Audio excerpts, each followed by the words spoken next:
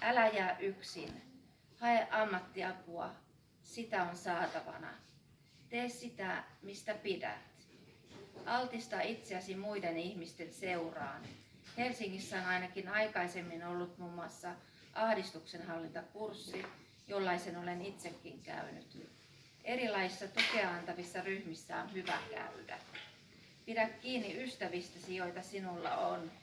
Jos sinulla ei ole ystäviä, käy erilaisissa ryhmissä, joissa voi tutustua toisiin samoista ongelmista kamppailevien kanssa. Muista, olet arvokas juuri sellaisena kuin olet, ilman mitään suorituksia. Yksi mottoni, pidä päiväkirjaa, jonain päivänä se ylläpitää sinut. Tämä on Mae Westin ajatus. Jos mä terve oisin. Pienenä mun haaveammattini oli opettaja. Sitä lähemmäksi olen päässyt koulunkäyntiavustajan työssä eri kouluissa sekä lastenhoitajana päiväkodeissa. Entä jos mulla ei olisikaan tätä voimakasta sosiaalista jännittämistä ja pelkoja, eikä mun diagnoosejani, vaan olisinkin psyykkisesti terve? Luonnollisesti terveenä oleminen ei veisi psyykkisiä voimavaroja samalla tavalla kuin nyt vie, vaan energia vapautuisi muuhun elämiseen.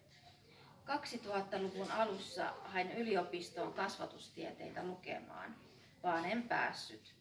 Luultavammin siis tarvittaisiin enemmän vielä älyäkin tämän sairaushistorian lisäksi. Toisaalta sinnikkyydellä yliopistossa voisi hyvinkin pärjätä, kunhan riittäisi motivaatiota lukea eri aineita. Yksi mun haaveammatti on siis ollut aikuisenakin opettaja, vaan ei oikeastaan enää. Mulla on jo ikä yli 50 vuotta ja työelämä on mennyt kouluissa ja päiväkodeissa niin vaativaksi ja stressaavaksi. Lapsena leikittiin kotia ja oltiin äitejä. Koti oli milloin itse rakennettu talvella lumesta. Muistan yhden hienon kodin, jossa oli sohvakin lumesta tehtynä ja keittiössä hieno vanhan ajan uuni. Kesäisin ja syksyisin koti oli vaikkapa metsään rakennettuna tai sitten leikin kotia meidän vanhassa leikkimökissä.